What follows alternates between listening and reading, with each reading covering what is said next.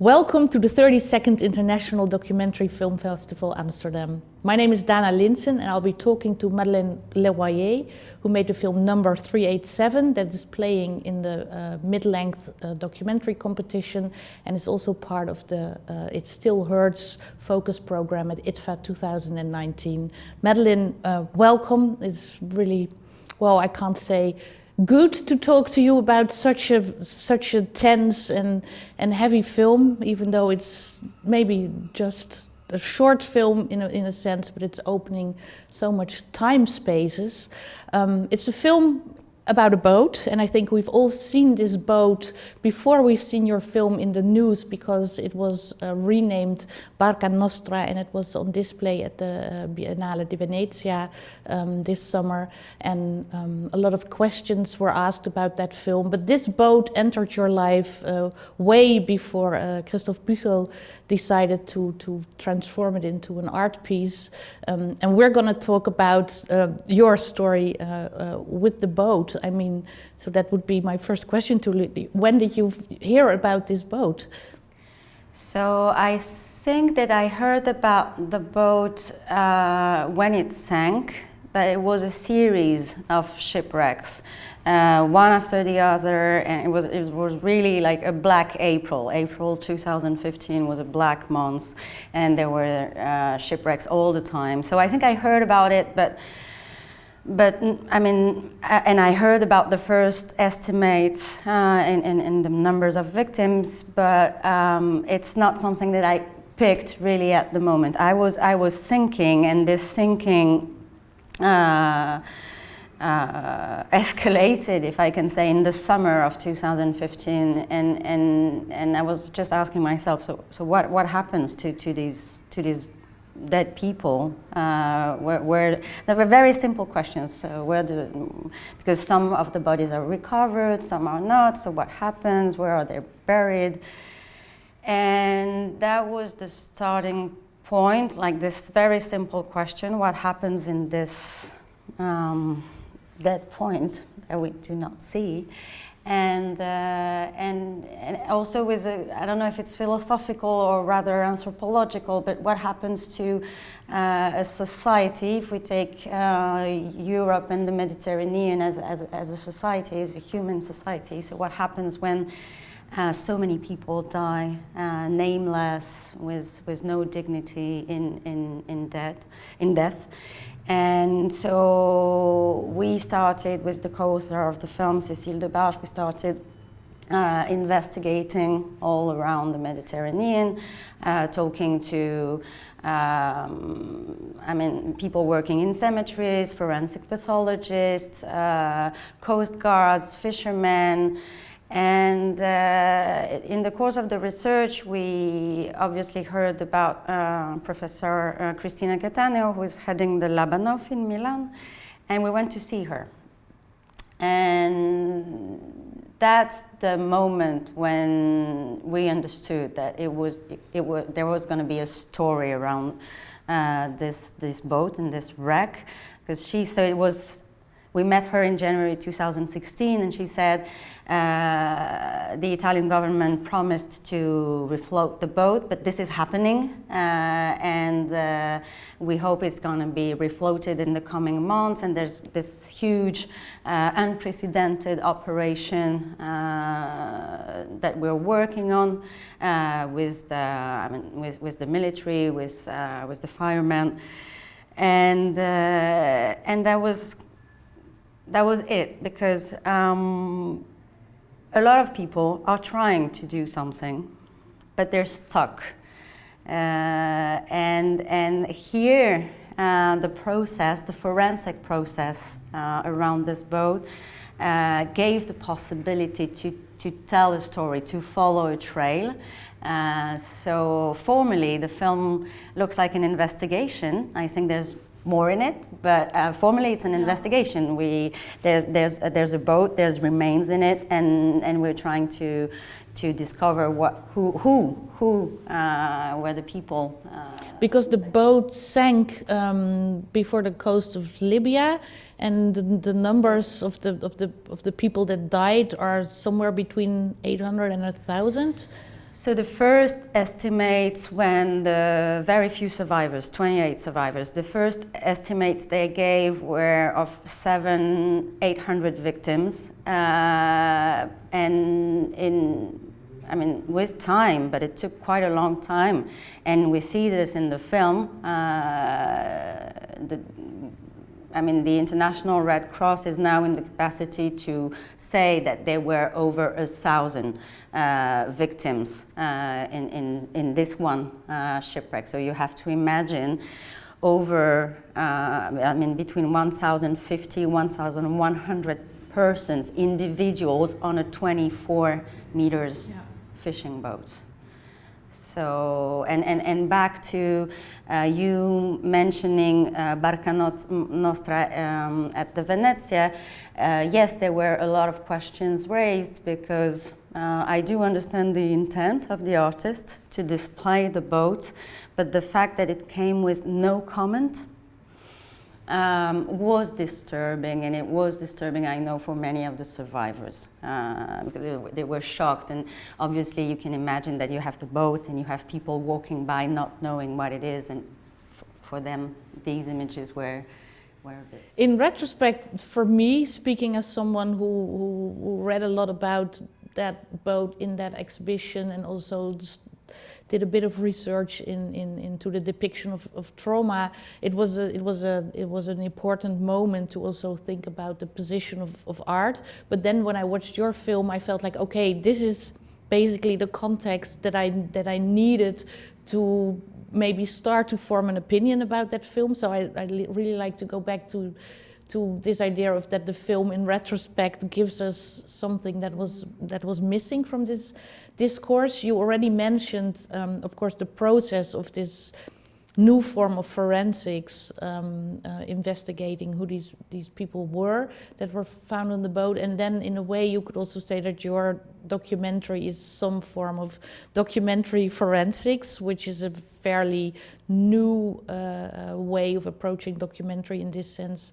I think, researches have been done before, but it's not just, you're not just following the process, you're also taking a part in it, or you're contributing to it.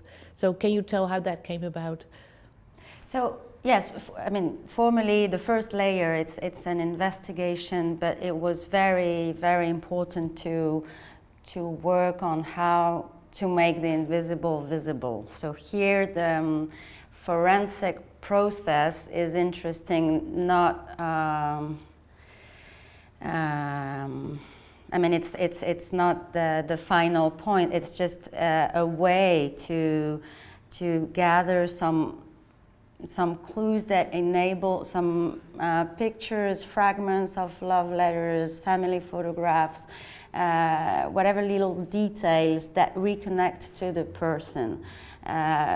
Also, a very strong intent working on the film was to completely get rid of the flux discourse and to go back to the individual, to the singularity, and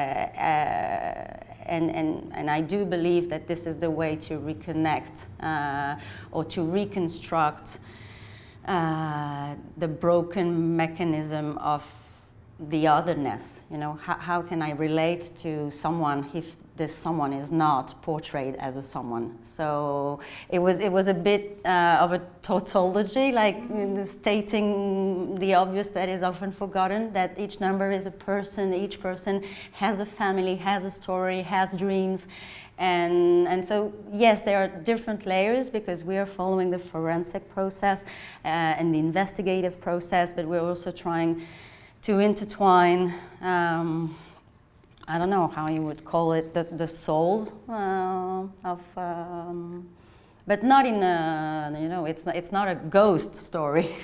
Yeah, to make them present, And then to make them present, you choose probably the one person that was as invisible or less present or absent as possible, because this number, 387, and there were just little scraps of photos and letters and little scraps of clothing. So another obvious question maybe, why did you go for the most absent witness in your film? I think because he symbolizes very much, he's like the unknown soldier, you know, he symbolizes the majority of the victims who perhaps will not be named, but who should be remembered and mourned.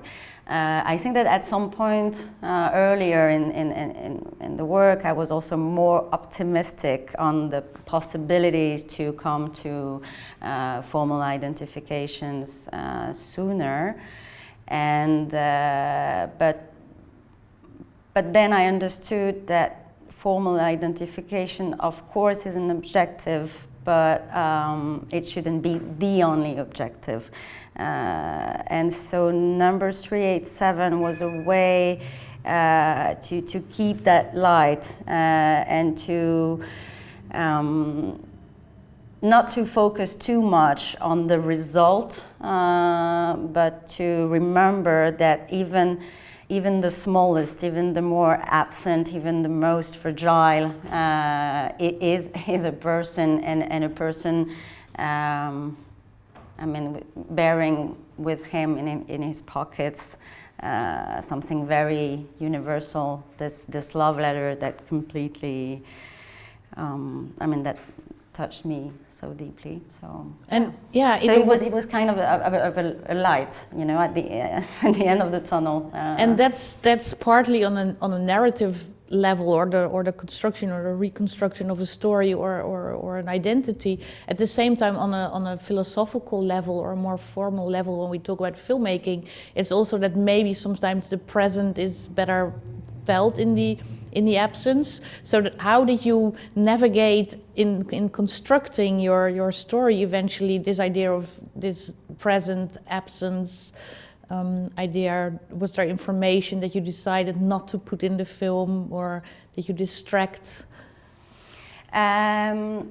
Yes, I mean, there's a lot of, there's many things that are not in the film, and that also relate to the forensic process, like because at some point I completely, I mean, I acknowledge this. I was focused, and perhaps I was obsessed, and I lost focus with the results because it matters so much. I was in it, and I wanted it to, you know, to succeed, and the edit was also, I mean, because we edited and continued filming and editing, and it was very helpful to go back to the anchor, if it's a word in that context, and remember that the intent is to, yes, make the invisible visible, so that less is more.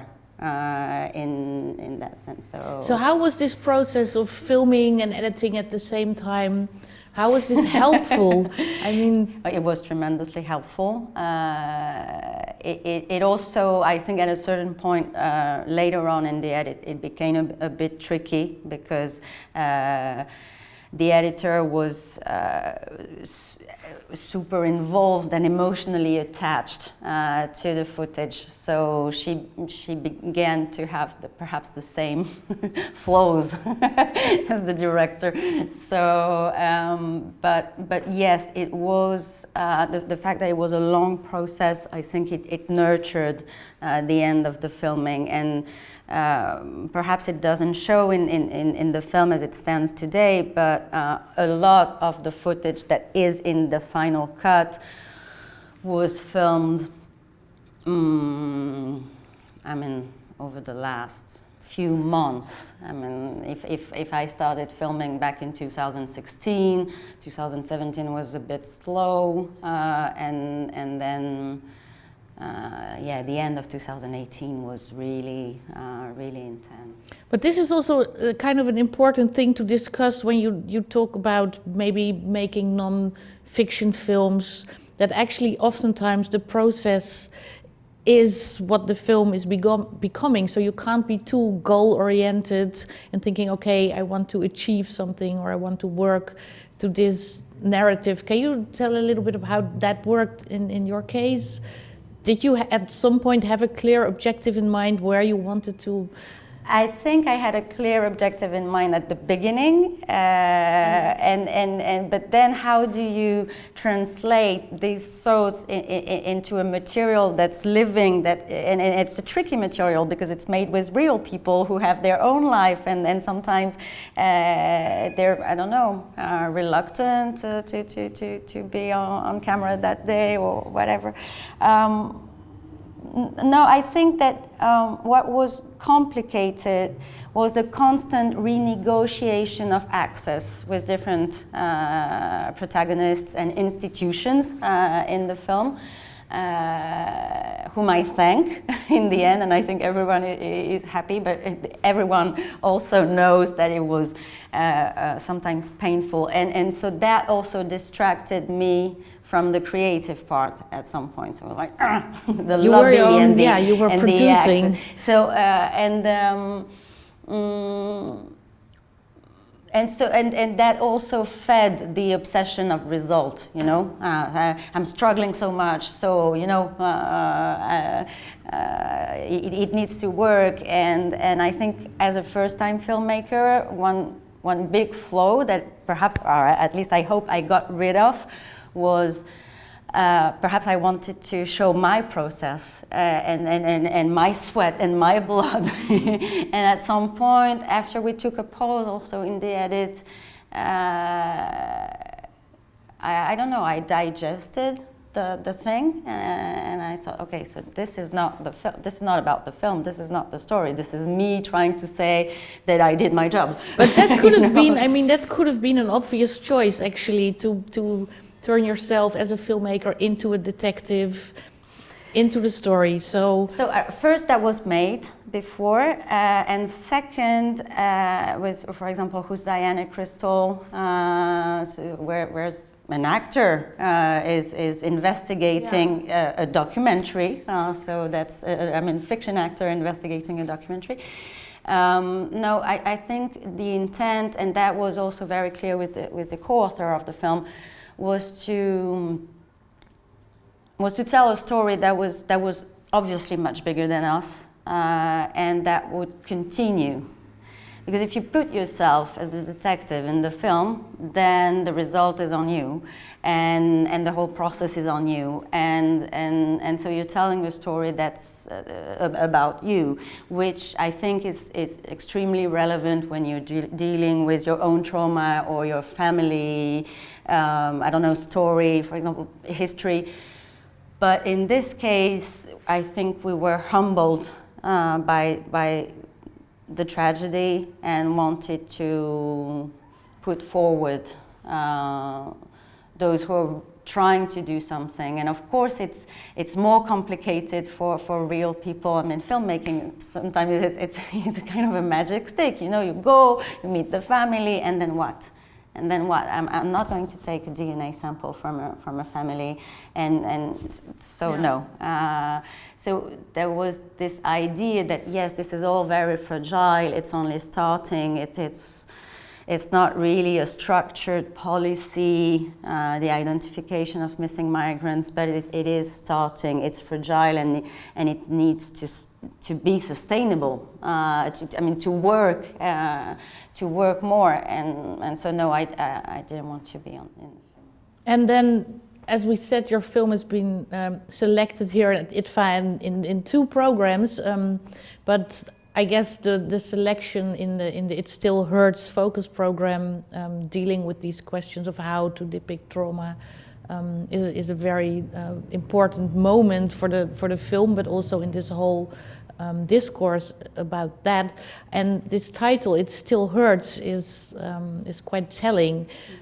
How, when you found out that your film was selected for that, how did you relate the title of the program, It Still Hurts, to the process of your filmmaking and to the people you eventually meet? Well, it hurts every day. It hurts. I think it obviously hurts the families of missing migrants, their friends, the survivors of these crossings, and I think it hurts, and perhaps do not see it as a society, but it hurts and it damages who we are as a society. So I was happy is not the word, but I felt blessed that we had this double selection. I think that's the thing. When you say, oh, well, this is a film about people who are trying to restore the identity of the migrants who died at sea, people are thinking about death. But obviously missing migrants and missing persons in general are extremely connected to the living. And although the focus of the film is not, I mean, I'm not telling the story from the point of view of the families, but this connection between the dead and those who remain is extremely important, and I think from an advocacy point of view, it also should be much more obvious that we're not only talking about tens of we don't even know the figures, like 36,000 people who died, but that's, I mean, the equivalent number of families and traumatized friends. So yes, it does hurt, but I think it's important to make this journey through the pain, and I hope the film is a place where we can make this journey together and share the story and own the story. And I mean, the premiere that we had here was wonderful because I had the sense that that we were owning the story together. And for example, Abraham, who is the protagonist of the film, was here, and from his comments, from the way also he related to parts of the stories he absolutely didn't know, like this character in Sicily, Giorgia Mirto, when she tells the story of her grandfather, a mafia victim, and Abraham, who is an Eritrean refugee and activist, he picked exactly that, to say that the presence of absence is hurting, no matter who you are and where you come from. So, and I think that was very strong, I mean, in the making of the film in general, to find this universality, and yeah, when you miss someone, you miss someone, no matter if you're a farmer in the Sahel. I mean, we're all very different. I'm not going to lie and pretend that that I had lived the same life. No, but this was very strong and powerful and beautiful, coming to these people whom I didn't know, and as a complete stranger, and coming with questions about their sons. There was an entry point, because it was speaking the unspoken. No one came before to ask those questions. So this sense of universality was really important. I would fight for it. Thank you so much, Madeleine, for making the film and sharing your stories with us. Thank you. Thank you. Thank you very much.